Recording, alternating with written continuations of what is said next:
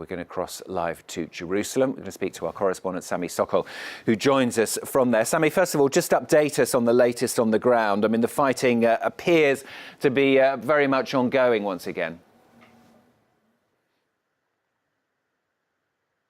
Yes, and I can tell you that here on the Israeli side, there's definitely preparation for ongoing strikes in Gaza, and we know it because all throughout the south of Israel, schools have canceled their studies today.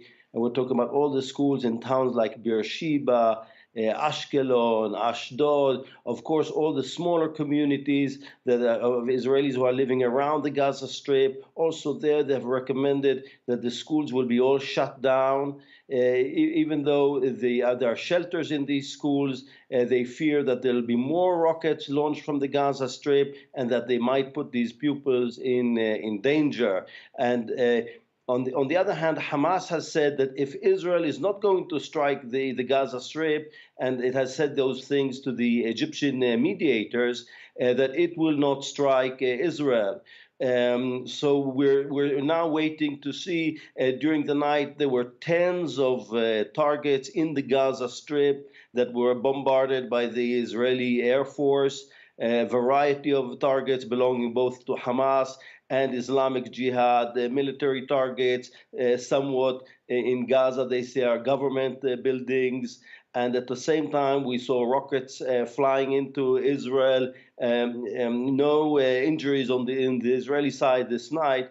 But I can tell you that the anticipation is that this round is not over yet.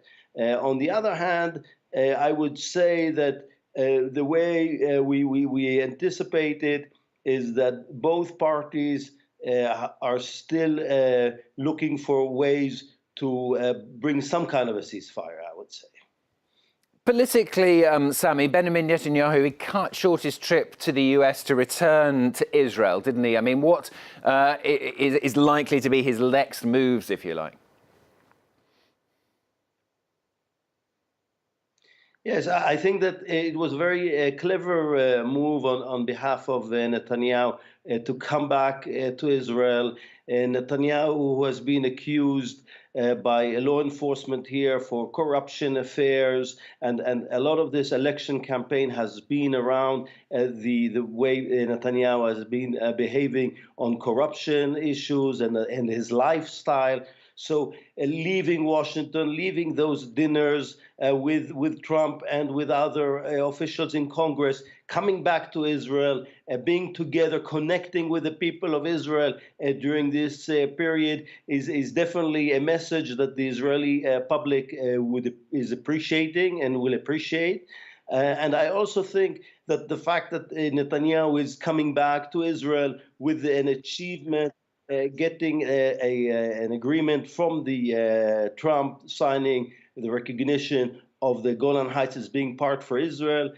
All of this is a big achievement for Netanyahu, and we're now waiting to see who will have the upper hand at the end of this round, whether it will be Hamas or Israel. And this will determine whether Netanyahu will appear as a strong personality on military affairs or not. Sami, thanks very much. Sami Sokol, correspondent, joining us live there from Jerusalem.